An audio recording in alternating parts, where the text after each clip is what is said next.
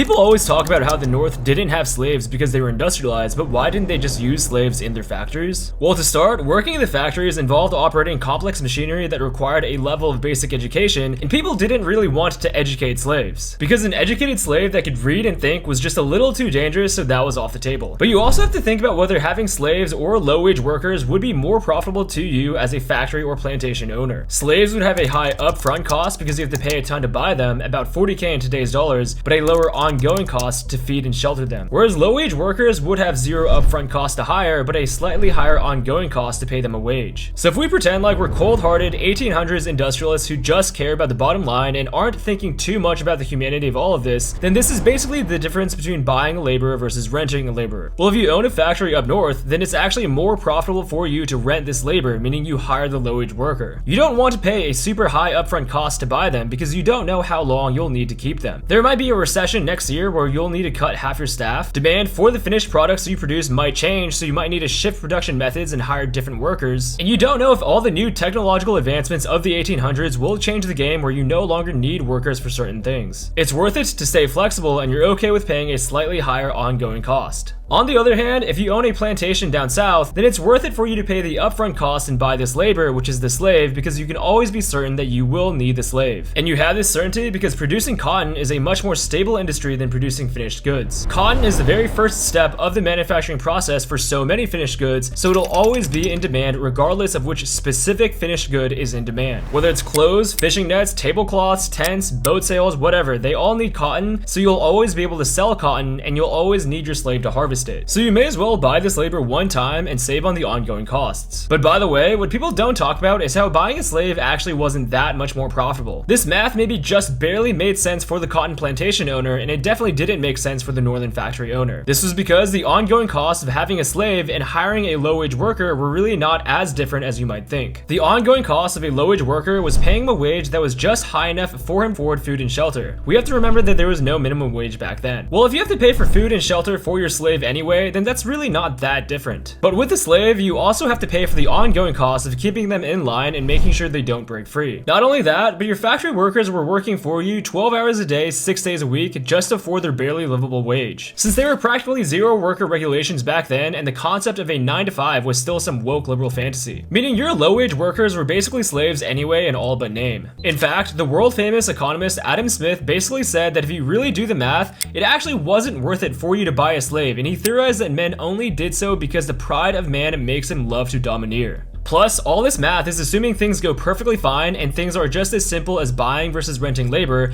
but because slaves are human beings, there's a lot more human risk. There's the risk that your slaves will break free, meaning you lost your entire upfront investment, and there was the risk that they could revolt, which was especially risky if you were a northern factory owner because you didn't want angry slaves destroying your expensive heavy machinery. So to oversimplify it, not only was buying slaves immoral, it was also financially not very smart for northern industrialists. It was barely a smart idea for southern plantation owners, and that's super questionable. And when you factor in the risk, then it definitely wasn't worth it.